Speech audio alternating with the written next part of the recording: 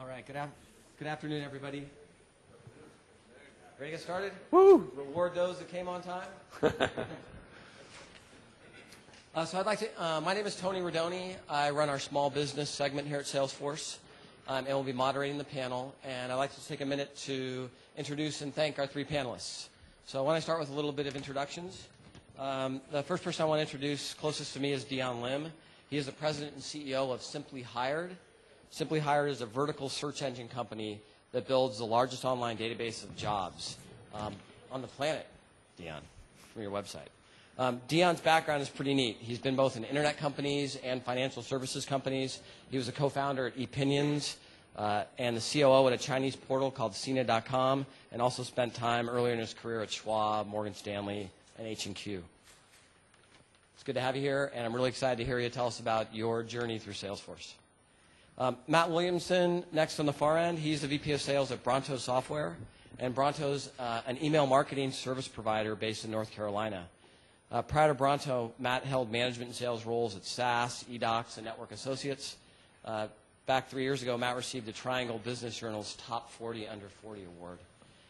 And we invited Matt because he's been integral to the growth of Bronto, and he's worked in multiple companies that have had to create revenue from the ground up, and he's used Salesforce multiple times to do that, and will be able to share some of those experiences.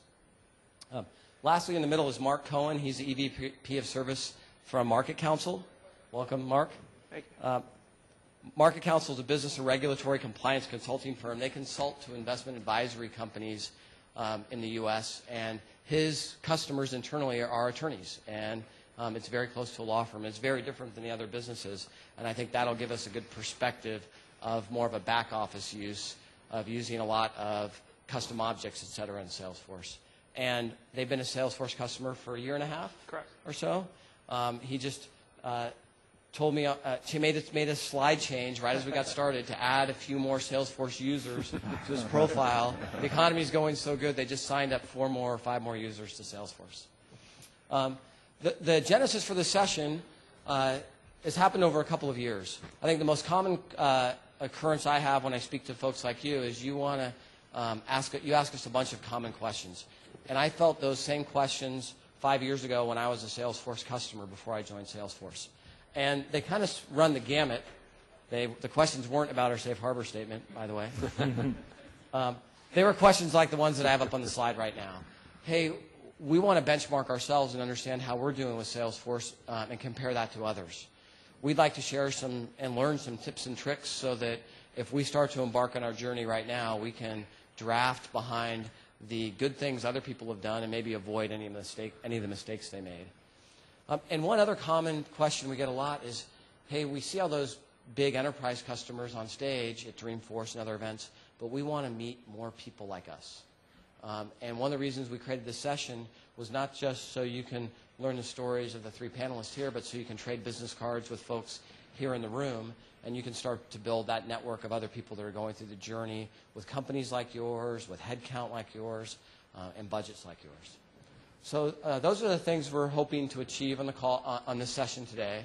And the way we thought we'd go through it is we'd have each person come up and give a 5 to 8 minute description of what their company does, how they use Salesforce, and share some tips and tricks. And then we'd finish that off as we get through all 3 with some moderated questions that I have pre-set up in case anybody here is bashful and we don't have anybody asking questions, or going right to the audience if you guys have a lot of questions you want to ask the panelists. The only request I have for you, if you do have a question, since we're recording this session, we'd like you to come up to a microphone and speak into a microphone so it's able to make its way through the recording. Sound good? Excellent. So why don't we invite Matt up? Sure. Thank you. And take us a little bit through Bronto's journey, Matt. Absolutely. So, thank you for having me. Just a quick thing about Bronto Software. We've been around for about 7 years at this point. We do email marketing. We very specifically focus on online retailers and branded manufacturers. We dig down into client service as our key competitive differentiator, and Salesforce.com actually allows us to achieve that. I'll tell you more about that in a bit. That has led to some great growth for us. We're the number 68 fastest growing software company on the Inc. 5000, 60% annual growth rate, 850 clients, We're not only green in our logo, but we're also kind of very much think of ourselves as the good guys with the white hats on in the industry, and that plays out in our environmental record.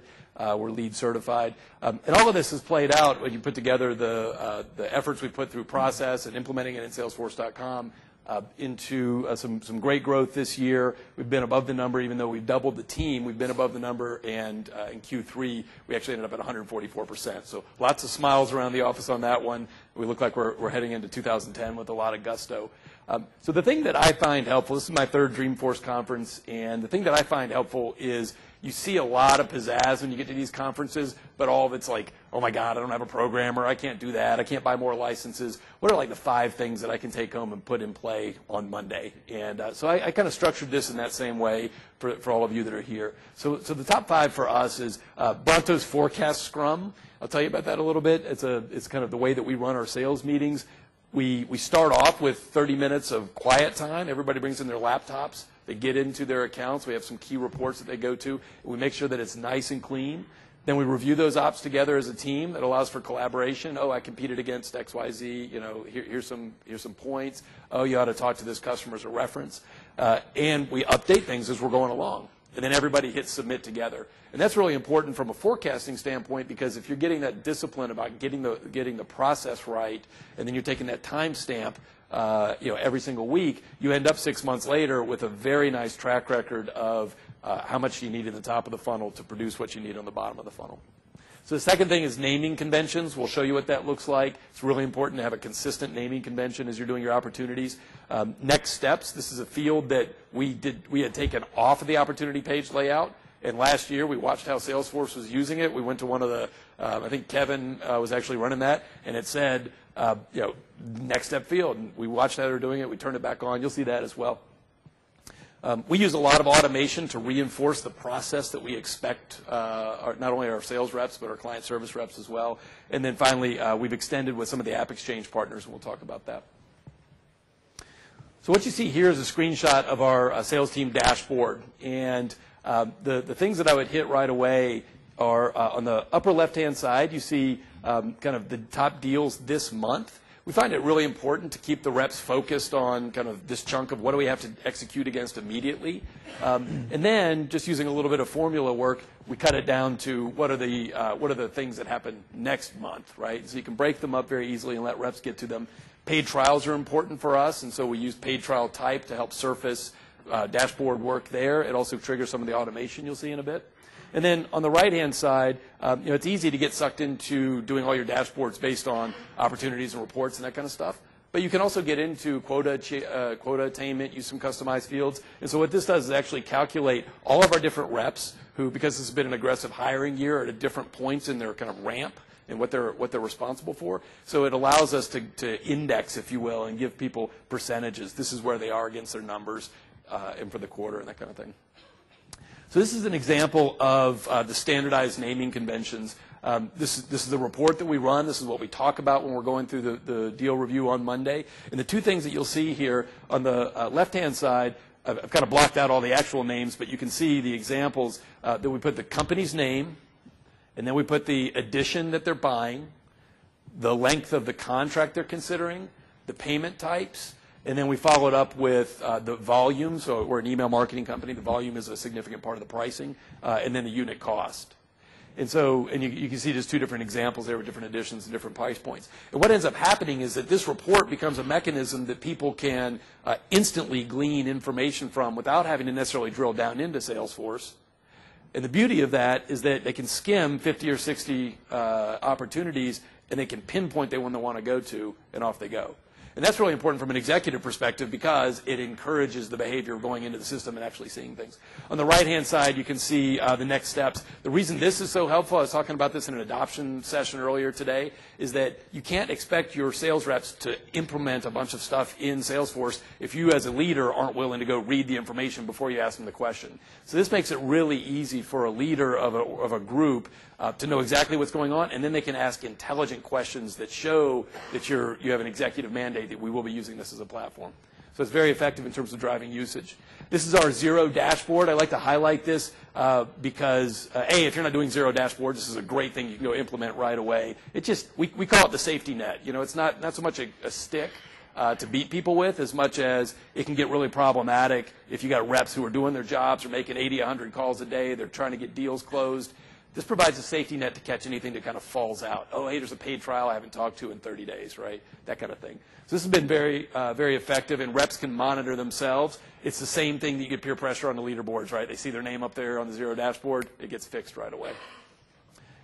Big proponent of making sure that you simplify, right? You don't want to have a million reports out there. The ones that we use, we use Brontopedia, kind of the Wikipedia inside of Bronto. And you can see across the top there, I've got 3 dashboards and 2 reports. And that's the expectation. Now, we create a lot of other stuff that we keep in the sandbox, but this is clear to our reps. This is the stuff that you're being managed on. Make sure you know this stuff, and they use those reports all the time. So then when you come here, this is an example of the automated message rules, right? This is just one example. So what we found was that when people were doing paid trials, they would close the paid trial and they'd forget to create the opportunity for the annual contract. Well, the annual contract's actually the more important one. And we'd find that like 90 days later, they'd go, oh my God, I got a deal closing this week and I haven't talked to him, right? Awful, awful. So this is a good example of using an automated trigger. It just says if the paid trial, if the opportunity type is paid trial and a stage is closed won, kick off this email. And I'm colorblind. That's why you get this really gaudy color up here. I don't know what that is exactly, fuchsia or purple or something. But 100% fix the problem instantaneously. And so we use this to kind of reinforce the process. It's very effective. So we also, things that you can implement right away, this is our App Exchange partners that we're using. Intact is on the financial side. Marketo is lead scoring, and we're getting ready to actually roll this out across not just the marketing side, but the sales side as well. There's some cool windows that you can use to track behavior. We're really excited about those. 2 that are easy lifting you can do right away. Jigsaw is a great source for finding contacts. And if you link the 2 accounts, you can just push a button, it comes right over. It's really good. And then Google Apps. And I'm going to show you this. So we switched over to Google Apps as our main calendaring and email system internally. And in doing that, we also picked up Google Docs, right, and some of these other things. So I'm showing here an example of where you can link a Google Doc into a Salesforce record. And yeah, I think we're right on the cusp of doing some really innovative things with this. So already, like when a rep has to do like a big deal review with the rest of the company, I tell them, don't go create it in an email. Don't put it in a PowerPoint. It's going to sit on your desk. I want you to create it as a Google Doc and associate it to the account. And that way, when he shares it internally, we can both update it. If I see something I don't agree with, I can just kind of update it really quick. And then when we walk into the room with all the executives, we just pop it right up on it. You link right to it, and you're looking at a Google Doc, right? Instant, real time, moving very quickly. One of the things that we've just started to do that we think there's a lot of promise in is we started doing this with our customers. What if we post an ROI model out there, share it just with them, it's linked to the account, they're filling in things, we're filling in things, it's always up to date, and it's part of the customer record. I mean, it's a really, really powerful opportunity if you're using Google Docs at all. So in summary, 5 things you can do on Monday. Think about your forecast scrums, give your people quiet time, use the behavior, the kind of group behavior to enforce your process. Use naming conventions so that reports run really well. Next steps are a very powerful way to inform your organization about where deals are so that you can gain efficiency there. The automated reminder emails will really help you with the process. And finally, Google Apps, lots of opportunity there as the 2 firms, Salesforce and Google, continue to find ways to work. So with that, I think I'll pass it on back to Mark. Yes, very good, thanks. Sounds good. You know, this is actually a pretty great learning experience for us as well. I mean, one of the biggest challenges that we face is naming conventions. And being able to talk with Matt and learn a little bit about that has been great. So thanks for that, Matt. As Tony alluded to, we bring a pretty different perspective here. We're a professional services firm, which is different than either of these guys are. And more so, I've been with the company for a little over 6 years. And in my tenure there, we've gone through 7 different CRM deployments. Each time we ended up going back to Salesforce. The final time when I gave our salesperson a call, he says to me, are you guys serious this time? You know, it's like, send me a contract, I'll get it back to you by the end of the day. I did, he's right here. So As you see, we're a pretty small company. We're relying pretty heavily on the customer portal. Over the past few months, we've deployed a little over 200 customer portal users pretty quickly. And similar to Matt and Bronto, we are also on the Inc. 5000 for the past 3 years. A little bit about what we use Salesforce for. Our three main business functions are all hosted and used, and all the business processes are built in with tremendous workflow in Salesforce. The first is our MCX customer portal. MCX is our brand that we use for it, but and we'll get into a little bit more, but we have, as I said, a little over 200 customers on that customer portal. Salesforce gives tremendous reporting capabilities for us to run reports on our customer support. Being a professional services firm, it's really important for us to understand what the response time of our attorneys and their admin staff is in getting requests in and closed. So we're able to do that pretty easily. Salesforce, I mean, everyone knows Salesforce through the name based on its sales capabilities, and we definitely have integrated a lot of sales processes and workflows into the system. And then finally, something that I believe to be unique to our company is our employee portal that we've built out, and I'll show you guys a little bit of that as well. First is the customer portal. We've used some of Salesforce's built-in functionality. So we have the cases, we've built out a lot of the escalation rules, assignment rules, everything that they give, and I think we're up to close to 30 different record types on cases, which for a small company seems like a lot, but we've got a lot of different offerings. Solutions, now that Mark Benioff has announced that they're going to have knowledge, we might need to take a look at how we're using solutions.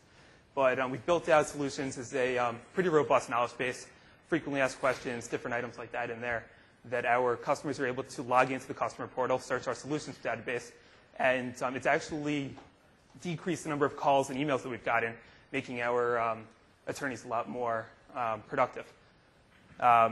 Within workspaces, so Salesforce content, we host a member handbook showing our all of our customer portal users how to use our services best. We give them our policy notices, like our travel policy, our billing notices, how we're going to do shipping with them, stuff like that, as well as administrative resources like our law firm W-9 and payment remittance forms. We built out our own events object. Within that, we host a lot of the industry conferences that we believe our customers might be interested in. And as I'll show you on the next slide, we also host a lot of our entertainment opportunities. We maintain a pretty robust inventory of sporting events. And then ideas, we've implemented the Ideas Exchange as well. And it's really gotten a lot of our customers talking and working with one another to help our program development team figure out where they want to go. We've always accepted our customers' advice, but this is really the first time, once deploying this, that we've actually done it formally and really asked them, what do you think? Can you vote on it, talk with one another a little bit through the comments, and figure out where we should go with what we're offering you. The employee portal. Everything here, with the exception of ideas, workspaces, and subscriptions, is custom objects and custom built. We've built out a support desk where all of our employees are able to put in a help ticket to our technology team if their computer's not working, or they're able to submit a travel request to our travel desk, and everything is routed through approval processes and workflow. Everything's automated and trackable, reportable, which is something that we've never had before. We had been on SharePoint with our support desk, and we lacked the ability to run reports on response time and have escalations built in there, which is something that's been very helpful for our operations team. We've automated our expense reporting and our expense processing. Something that has been a tremendous addition to this capability within the past few weeks is the ability to actually bill per diem or split up billable line items amongst different clients, as well as have non-billable. Everything, again, goes through approval processes, is fully reportable, and then we're able to have notifications go back to the end user when their check is on the way, if they're getting reimbursed, or when something's been paid, just so that they're able to put it out of their minds. Time off requests, the same thing. Our employees are able to submit requests for days or hours time off. It goes through automatic approval processes and gets processed. Entertainment opportunities. As I said, within the events object, we've got our Jets season tickets, our Giants, Mets, Yankees. devils sees the tickets, and our employees are able to submit requests for tickets for either personal or client use. Everything goes through approval processes, and then you're able to see what's available, what's not. You're able to recall it and make it available to other people to claim. And we've actually got hierarchy built into the approval processes so that if it's a request for a client to use with our clients, it gets higher priority than if it is for personal use. Newswire, we're able to track, as a law firm, we're tracking 120 different publications on a weekly basis. And we're able to track each of those within the Newswire. A lot of our publications end up getting scanned in.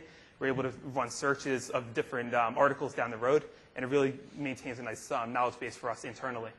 Ideas, we've deployed that internally as well. And our employees, I think the one that I got posted this morning that I got an email about was that someone wanted to do a company paintball trip. So there's a wide variety of things that are going up there. Staff handbook, similar to our member handbook, we've got our HR handbook hosted within Salesforce content, and then our firm policy and procedure manual as well.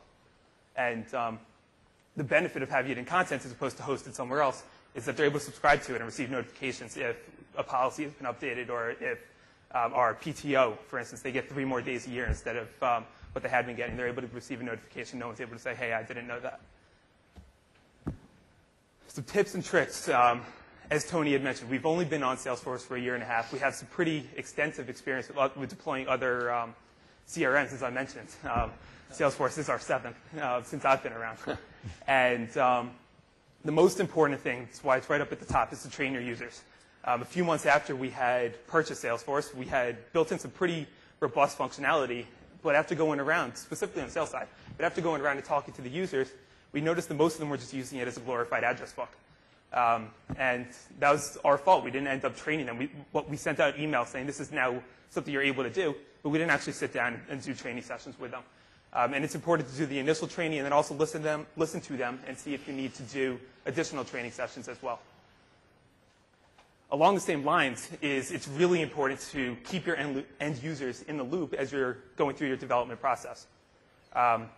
What we started to do is to work to pick out a specific attorney or one of our staff and have them sort of champion each project that we're building out within Salesforce. And it's really important because they're on the customer-facing side. They're the ones that are going to end up using it ultimately, and it's important for them to have their input. So you don't want to build something that you think is good for them. You want to build something that they actually need and want. When we first started our Salesforce deployment about a year and a half ago, we had 6 admins. We quickly realized that was way too much because we had different people creating fields, editing page layouts. Everyone was stepping on one another's toes. And just like you would in the kitchen, you don't want people banging pots up against one another. You want to be able to limit and have actual people responsible for what they're doing and be on the same page. Along the same lines there as well, it's really important to have administrators who aren't necessarily your best IT resource. They need to have some technical knowledge, but it's really more important for them to be integrated into your business processes. I tend to be pretty good with technology, but I know our business processes a lot better than I'm able to go through and code something or develop something that runs within Windows. And to be able to build business processes, automate them with workflows, approval processes, build the forms and the records page layouts that are going to be helpful and useful for the employees is really where the value is. Make or buy. As you see, we've built out Salesforce pretty extensively. And with each of the new objects that we've built and each of the applications and new functionality that we've built into Salesforce, we've looked at the App Exchange. We've looked at different partners to see, is this something that it makes sense for us to purchase, or is it something that makes sense for us to buy? And in most situations, we've decided that it made more sense for us to make it ourselves because we're able to customize it to our own needs, and the resources, both time and money that it would have taken up was probably a little bit more than purchasing it, but it wasn't enough to not get something that would have fit us exactly. One of the questions that Tony brought up at the beginning was how to connect with other Salesforce users. And going through the deployment and the development of Salesforce, I've relied pretty heavily on the Salesforce community and on the Salesforce website, as well as the LinkedIn group and just general blogs you're able to find by running a regular Google search. You're able to get code from them if you want to create a new Visualforce page or Apex. You're able to just figure out, oh, okay, this is how I run this type of criteria filter as opposed to not being able to do it successfully. And the last thing I'll leave you with before turning it over to Dion is that nothing's impossible with Salesforce. We came from an environment with other CRM providers where we ended up pulling the plug on a couple of deployments because they weren't able to deliver what's promised. And while Salesforce isn't able to do absolutely everything themselves, it's so customizable and it's such an open architecture that you're able to build basically whatever you want within the Salesforce application. With that, I will turn it over to Dion.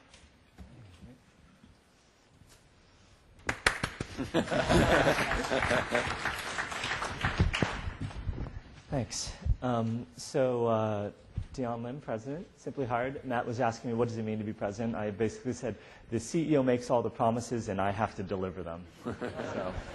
So just a quick question for you guys. Who currently uses Salesforce in the way that Matt, sort of as a power user, has their team using Salesforce? Okay. Who uses Salesforce more like a glorified address book? Okay, all right. So most people somewhere in between. Terrific. Well, I think Simply Hired is very much in that space, so hopefully I can share our story with you guys today. Just quickly about Simply Hired, we are the world's largest job search engine. We are kind of like a Google for jobs. So we find jobs from corporate websites, from nonprofit sites, from government sites, from newspapers and job boards. We put it in one place for people to search. So if you were searching monster.com, typically you'd find about 200,000 jobs. If you come to simplyhired.com, you'd be searching about 3 million jobs here in the US, 5 million internationally. I think as a sign of our economic times, last month, 10 million people used our site to look for a job.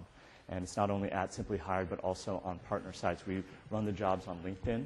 We run the jobs on Business Week, on the Wall Street Journal site, on US News and World Report, as well as 5,000 other technology-specific blogs and industry-specific blogs. So I thought it might be fun to give you guys a little sense of a Simply Hired Salesforce journey. And I have up here the first stage I sort of describe as the honeymoon phase, and this is probably before we actually signed up as a customer, which is talking to some people who were using Salesforce and having the sense of, we're going to use Salesforce for everything, for our executives, for our marketing team, for our sales team. If it's not in Salesforce, it doesn't exist. And the team's just super excited. The management team's like, we're going to have a real-time, transparent pipeline. We're going to have, on-demand view into what's going on in sales. And then we hit stage 2, which is like day 1 of the deployment. And we're like, what is the difference between opportunities, leads, and accounts? I don't know if this sounds familiar to any of you guys. Sometimes I always describe small business is like Simply Hired as we are our own worst enemy, and we're so cheap that when we buy our license, we're like, I'm not going to spend a single dollar on training. Just give me the manual, and I'll check it out myself. And I don't want to talk to anyone who's going to charge me money. And I've got 3 or 4 salespeople, and they use Salesforce before, and they're going to teach us how to do it. And it turns out all 3 of those people do it differently, right? And we've got these custom fields that we can create, and let's dive in there and let's try it out. And I'm telling you, it was just total confusion. But unlike Mark, I think we were committed to Salesforce, so we didn't switch to another CRM system, and we just continued burrowing through, especially with encouragement, I think, from the Salesforce account team. And I'll talk a little bit about how great they are. And we went into what I described as the groan zone. So the groan zone is we're committed and we're slowly making progress, and we're telling the sales team, you must use Salesforce. All right, and we're trying to train them slowly but steadily, but then you've got that first quote. Deal comes in, and you look in the pipe, and you're like, wait, that was like 30%, but the deal's closed, I don't know, does it sound familiar to you guys? All right, it's time to do a report for the board. Can you run a report on Salesforce? Hold on, I'm going to pull out my Excel spreadsheet. I'm tracking it in a separate sheet. Then you have the sales rep saying, do I have to fill out all of these fields? Yes, And then finally, this is a primo one. This Outlook plugin sucks. And the site is too slow. And the site is too slow is really specific to our executive team and our marketing team. We had hoped that our business development efforts would be logged, all of them in Salesforce. And as it turned out, it's just too slow. And I think it's one thing to tell your inside salesperson you must use Salesforce. You cannot tell your CEO you must use Salesforce. And it was just too slow. And that was a real problem. So again, just continuing to persevere, I will tell you, we hit the foundation, where Salesforce is the foundation of our sales efforts and is the foundation of our address book for marketing and for our executives. So again, we gave up hoping to update all the activities for our execs and for biz dev and for marketing, but we at least use it as a centralized address book. And now we have a single Salesforce administrator. All marketing leads go to that person enters it straight in, and then we notify all of our reps, all right, convert all of the webinar leads in Salesforce. All of our one-on-ones now with our Salesforce, I think Matt's idea of doing a group scrum is terrific. A group scrum being everyone updating at the same time. What we have done is we've incorporated it into our one-on-ones with our sales team, and the first thing we do is, all right, let's update this together. And I'll talk later about the concept of garbage in, garbage out. And finally, onboarding, critical, critical, critical. You absolutely must make sure that as part of the onboarding process for your salespeople, there must be formal Salesforce training. We developed our own materials, but it absolutely has to be, on the third day, ye shall learn Salesforce. Finally, we had the privilege of participating in a small business roundtable with Tony and with Kevin, and had learned about a new module called content, or content management, content marketing module that allows us to put all of our content into Salesforce. And now our sales team accesses the content in Salesforce. They send out links to our prospects, and they click on the link, and it goes back into Salesforce. So we can actually see when our prospects look at our marketing material, and we can see which marketing material our sales team actually uses. So when they ask for a particular piece of collateral, we can actually track whether or not they actually use that piece of collateral. And it's fantastic, right? It's so cool. And finally, for our board meetings now, bang. Click the button, generate our forecast. It's just awesome. So, and we are sort of in this building phase, so I think we will continue to build. So we made it. We made it to the promised land, and basically we use Salesforce to manage all of our customer prospects and partners. Sales team gets to see the actual results of what the marketing team is doing. We can measure it. We track leads by marketing efforts. Again, the marketing collateral is tracked. Sales marketing is just feeling really, really, really tight. Our management team gets all the pipeline visibility that we were looking for, and then biz dev and marketing, they use the Salesforce as a Rolodex. So key takeaways. Number one, set realistic expectations. It's a journey, not a destination with Salesforce.com, and I think with all the cloud computing that's occurring, that is even more the case. Second thing is do everything you can do to increase user adoption. That's getting feedback from users, making formal training part of the onboarding process, and forcing yourself to use Salesforce.com for reporting. Say, all right, when you go to your head of sales, say, all right, generate the report out of Salesforce.com. Don't say, all right, I'll get back to you on that. Keep your data pure, garbage in, garbage out. If your data is not pure, nothing else is going to be useful out of Salesforce, period. And it's so easy to get away from that. It really is. We all know it. Sales people, they just, you just got to stay on them. But once they get in the habit, it's all good. It's all good. It's like your kid. Train your users on an ongoing basis. When new versions come out, definitely take people through it. Take advantage of partner solutions. Lots of real good stuff. Salesforce is a software as a service provider. There are a lot of these companies that are DaaS, data as a service provider. Companies like ZoomInfo, companies like Jigsaw. The ability to import data on the click of a button has never been easier. Informatica is a tool that allows you to actually upload data. And we, for example, signed up for a developer account for Simply Hired, and that allows us to take all the information from our advertising system and upload it into Salesforce. We use Informatica as a tool. So sign up for a developer account, and you'll actually be able to integrate your other systems right into Salesforce. Second thing, Sandbox. Sandbox is a really cool feature. I don't know if you guys are aware of it, but you can actually try different workflows, you can try different privileges, you can try different fields without messing with your production version of Salesforce. So if you feel like, oh, let me try it out, you can set up a sandbox and make some changes. Finally, realize there's always room for improvement. On the marketing side, we're always looking for recommendations for how to improve things. And sort of message to any Salesforce.com product managers or people watching this video later on, site needs to be faster. Site needs to be faster. You can see right there on the lower right-hand corner, Why Slow is a plugin. It's in Mozilla Firefox. And every time you load a page, it'll tell you how long it takes. It took 2.5 seconds, basically, to load most of the pages that I was using on Salesforce today. And Google as an alternative is about 0.1 seconds. So you want to have that snappy experience. Last one. Ask for help. Just ask for help. You are not in this alone. And I cannot say enough good things about the Salesforce account team. When we finally got out of our own way and spent some real money, I think we spent maybe $20,000 to customize our experience on Salesforce to accommodate what our workflow was, to accommodate what our forecasting model was. They helped identify who the consultant was. They had a point of view on which consultants were good, who had worked on similar projects, and they were fantastic. In terms of the community, Salesforce.com has a very active discussion forum. You can also check out the YouTube channel, which is pretty neat. They've got dozens and dozens of videos, and I really, really feel like the community support for Salesforce is really there. So, all right.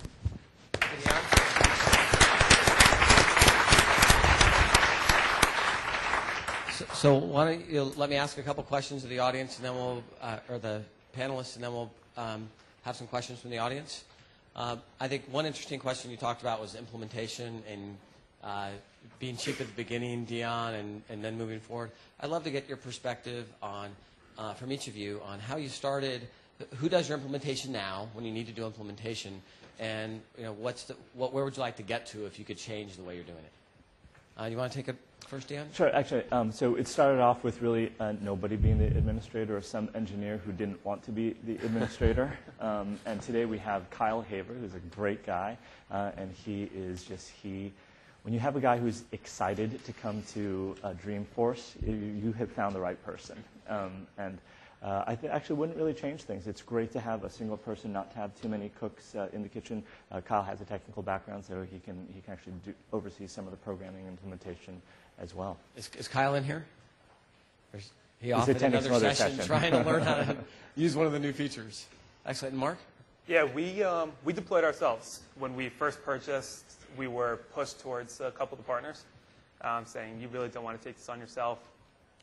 With a couple of our previous CRMs, we hired partners, and they didn't really go that well. They didn't know our business processes. They didn't know our business all that well. So we did it ourselves, and it was tremendous.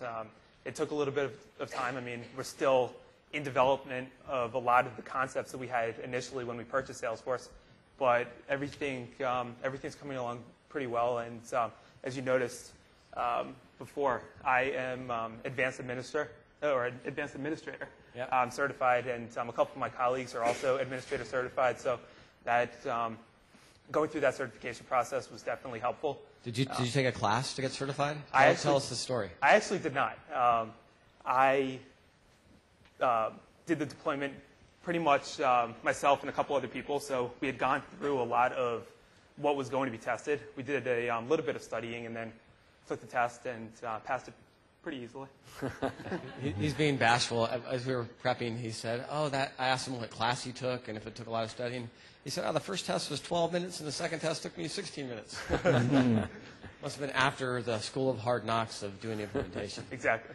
Another question I'd like to ask just before we turn it over to Matt. You described that sports ticket application. I mean, that sounds like something that should be on AppExchange. How's it been used? And I guess I'd ask, in a world of attorneys where I don't think they're patient enough to submit requests like that, they would just go to an admin or an office manager. How do you get them to use these capabilities that you built? Adoption is always a challenge for anyone deploying anything new within a company. And we learned the hard way that you really need to force people's hands. So with our expense processing, for instance, we used to use a pretty robust Excel spreadsheet. As soon as this was built and trained on, the Excel spreadsheet went read-only and was not available to them anymore. And with the ticketing, and just like the expense processing and the PTO, the time-off application, we really needed to build in our managers' minds the importance of being able to go through it pretty quickly. Everything is electronic. They're able to access it wherever they are. With approval processes, you're able to give them enough information within the email notifying them that they have an approval, and then they could just reply saying yes or approve, and it approves them. There's no reason for it to take all that long. So as long as you give them the right tools, it shouldn't be a problem. Excellent. And now you want to tell us a little about your implementation and Sure. how you do those customizations?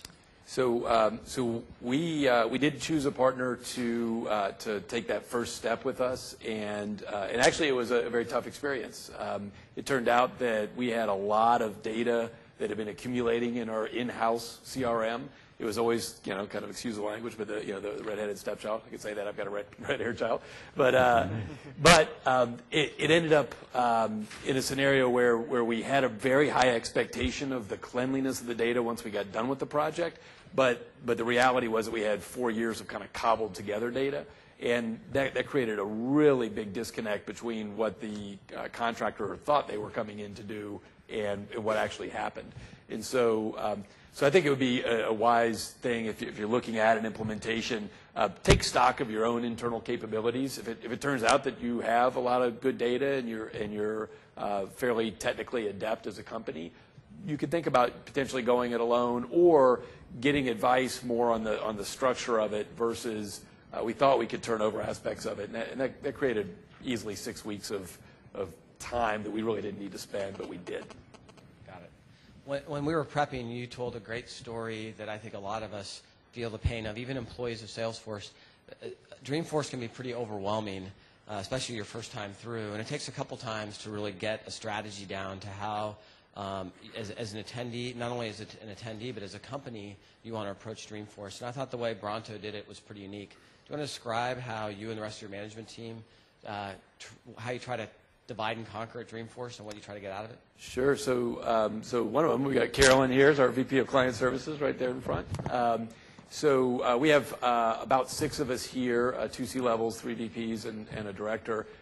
And we have each of the functional groups represented, so from client services to marketing to the executive side, the sales side, and finance and ops side. And so as we came in, there was conversation about kind of what are you covering, what are you interested in, that kind of thing.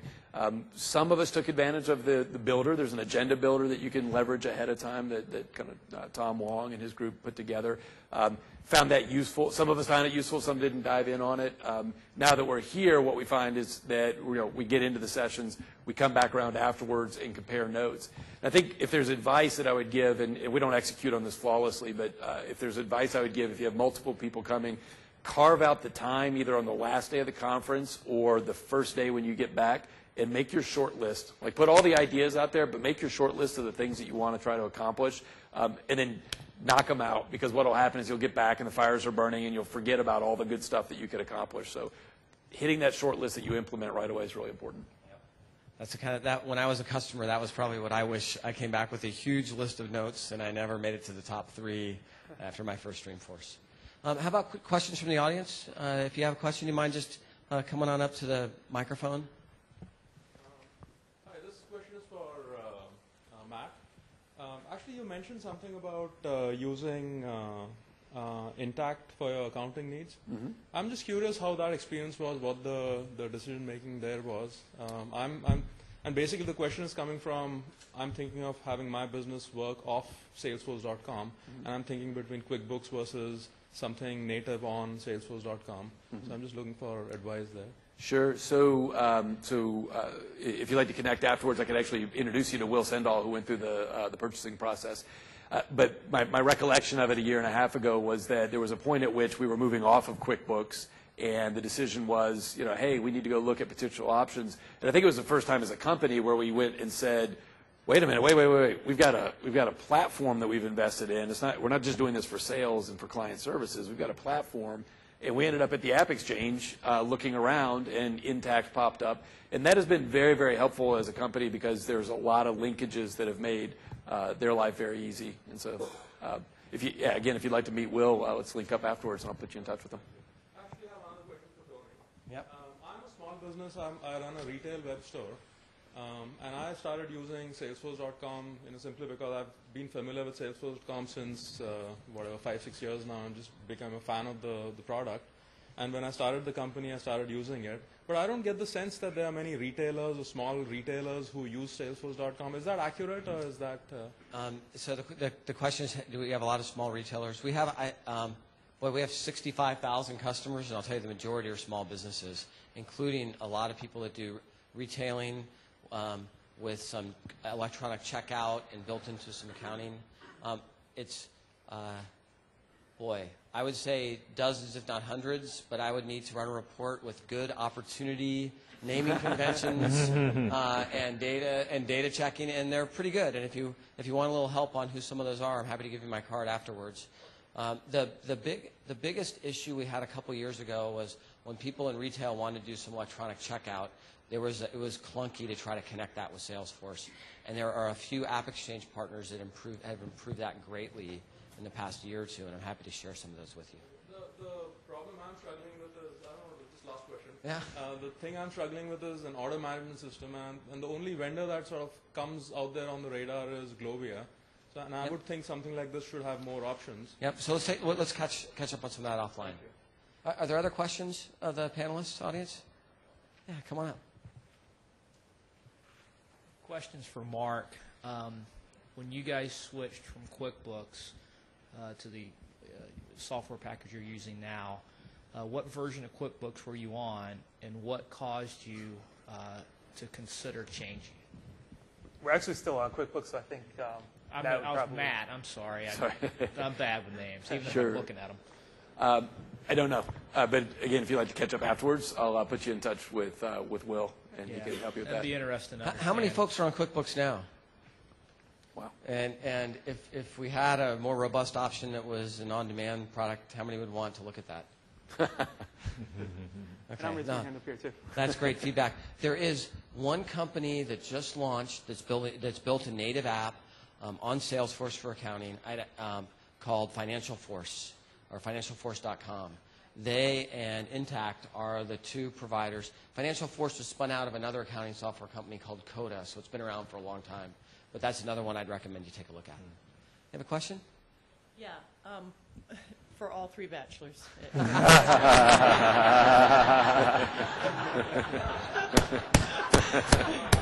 look like it? I mean, the lights and everything.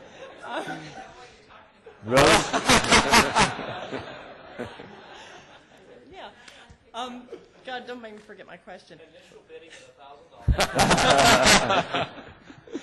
No, I wanted to get y'all's perceptions of at what point did you consider it a success? I'm a implementation partner, and I see people 3 weeks into an implementation going, this is never going to fly. And what is a realistic expectation to where not only do the executives consider it a successful rollout, but everyone trusts the integrity of the system and really believes in the system? I mean, are you at that point yet? And when can you really say Salesforce was the way to go? Why don't we start with bachelor number 3 on your right and then work our way across to the left? Sure, yeah, it's a great question. Actually. Probably never in your experience. No, actually, no, absolutely. No, we're definitely there. I mean, we are definitely there. And I think the thing that I would recommend for everyone is to lay out sort of a set of milestones. And one of I think the most important milestones is can you generate an automated report that you trust? I mean, that is clearly one of the big ones. I think the other thing is when forecasts, even if they need a little bit more massaging, they reflect for the management team what you think is occurring in your business. So I think there's even before those reports are 100% accurate, there's that sense that it's pretty accurate. Like the forecast that you're getting and you're asking, when you look into it, it looks like it's plus or minus 5 to 10%, and maybe the exact accounts aren't exactly right. So how long did that take? Yeah, for us, it probably took us. I'd say 3 years. And our sales force today is 20 people. 3 years ago, it was about 3 people. It's going to 40 people next year. So, yeah. It's a journey, not a destination. It was Yep. on your last slide. Yep. And Mark? Well, I enjoy long walks on the beach, fine dining. As far And as pina coladas. Probably doesn't know that song either. as far as a success, I think coming from the background that we did, having so many different CRM solutions, being able to make promises early on as to what was going to come and then actually fulfill them was huge. That, in addition to being able to build the workflow and the actual automated processes within Salesforce, that people started to recognize, hey, you know what, I'm saving myself some time here. And between the two of those, we definitely would consider our deployment a success already. What are we, a year and a half out? And it's been a success for quite some time now. Great. Excellent. I was hoping I wasn't going to have to do this during a Dreamforce session, but her name was Lola. All right. So our implementation, so in addition to kind of doing the Salesforce implementation, actually my real job is VP of Sales and running the sales team and kind of growing that sales team and really thinking through with every rep as we train them, what's important to your customer, right? The number one rule in Bronto sales is try honestly to see things from the other person's point of view. And when I think about that in the context of what was success with Salesforce.com, early in the game, it was that we had an in-house system that was incapable of running a report that showed me the opportunities. And I had sales reps who were literally dropping tasks on deals that we needed to win that was going to put bread on the table.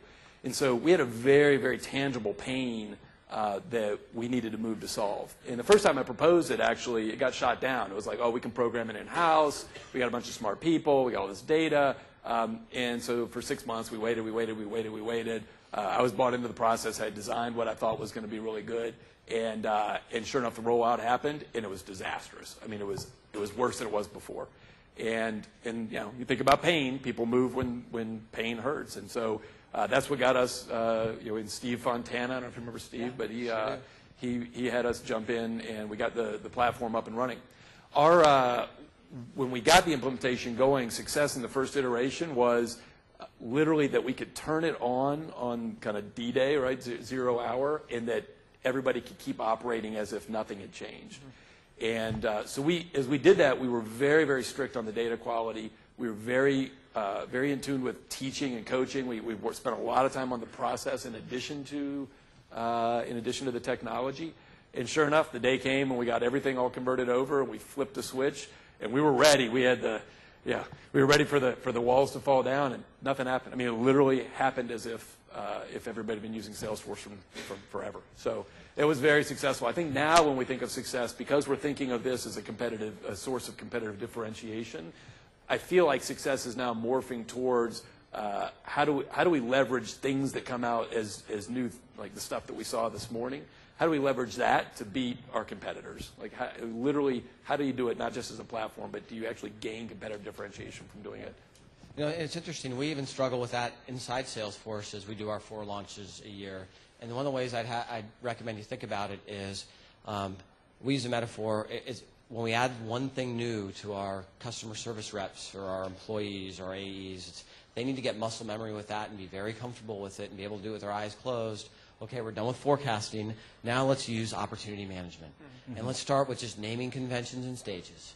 Okay, now we'll add next steps. Okay, we're good at that. We can take the training wheels off, and we're going to add the next piece. Mm-hmm. Or we're going to replace the existing expense reporting system and turn off the other one.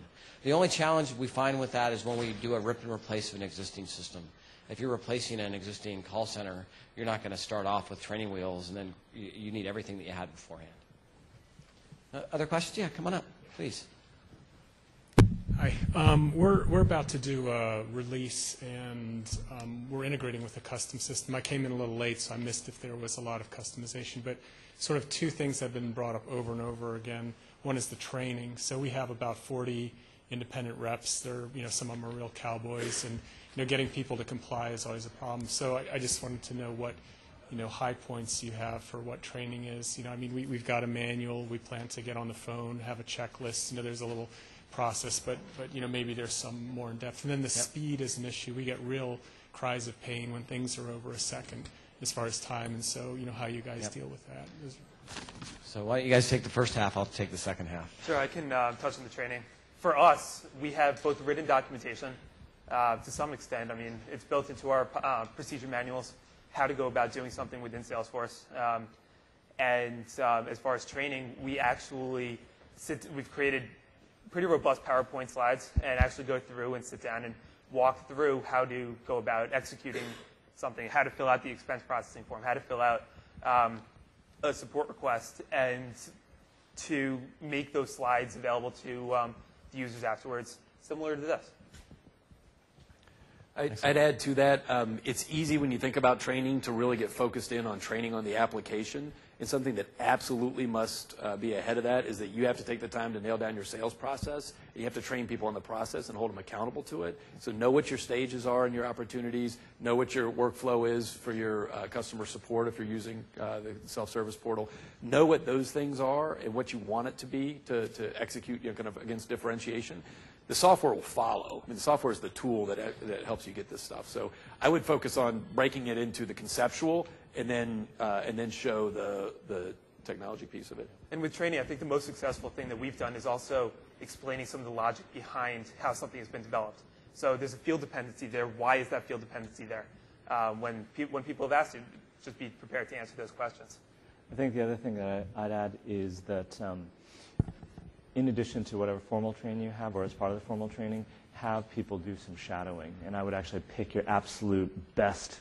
I mean, people use Salesforce in sort of a range of competencies, and you have them just shadow. And it can even just for a couple of hours, and I think they'll really get a good feel for that.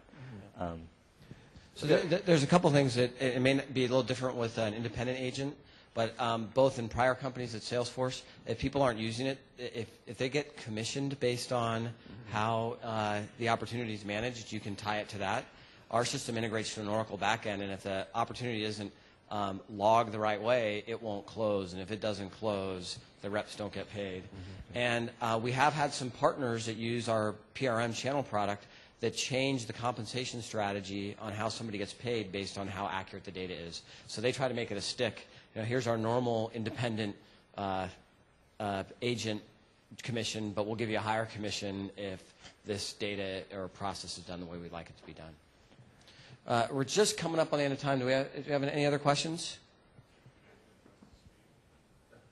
Oh, yeah. No, I'm sorry. I forgot to address the speed. That's an area that Parker is trying to invest a bunch in right now. And one of the biggest challenges he has with it is he can address the speed and make it more Google-like if he takes more off of the user interface and trying to find a way to customize it so there are less related lists or other pieces. And that's why part of what you saw today in the keynote was, I don't want to see these lists because we can make it faster if we take stuff off.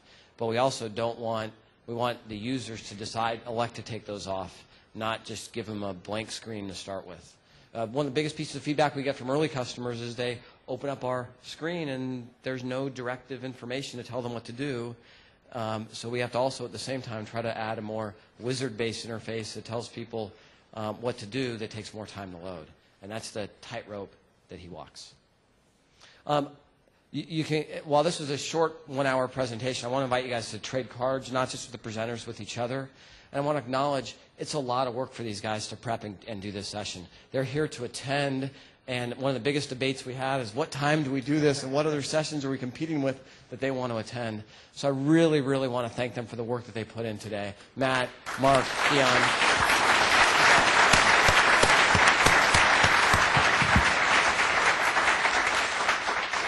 And I think I'm supposed to close every session we do here with please fill out a survey to let us know what you thought of this session and all the sessions you attend, because that'll make sure that we do the best sessions for you next year.